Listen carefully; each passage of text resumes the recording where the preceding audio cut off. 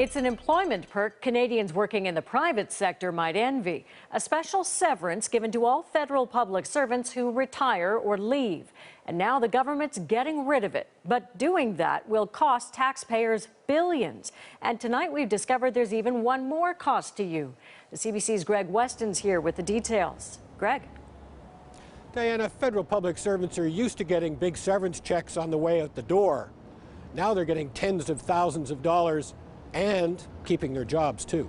To spend billions of dollars in severance package for people that are not losing their jobs, people that have the best form of job security in the country, that have gold-plated pensions to leave to, just seems nuts.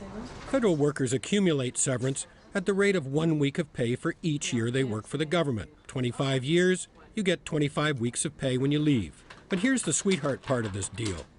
Since the 1960s, everyone who leaves the government gets severance, even if they quit or retire. The Conservative government is saying enough. We're finally putting an end to this expensive and outdated system of paying people who voluntarily leave their jobs. You don't get that in the private sector.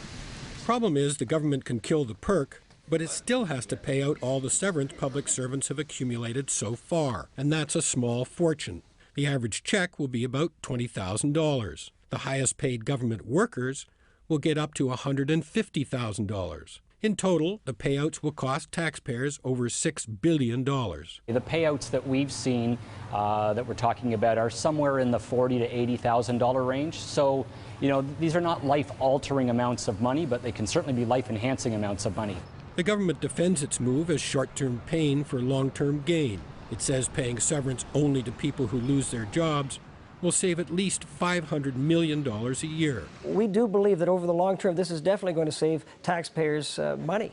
But CBC News has learned the severance changes will cost even more. And of course, the federal government rightly ended the practice, but that's come at a very, very high price tag. That's because the unions didn't give up this perk for nothing. We've learned that in return for the changes to severance, the government agreed to raise public service pay by 0.75%, a move that will cost taxpayers hundreds of millions of dollars a year. Today, some public servants were reluctant to discuss the subject. The severance package that Ottawa's No. is that everybody's being offered? Thank you. I don't have any comments, sorry. No, thank you very much. Okay, thank you. This severance windfall is in addition to another $900 million payout. That's a special buyout for 19,000 federal workers who are actually losing their jobs. They will get both severance packages. Diana? Thanks, Greg. Greg Weston in Ottawa.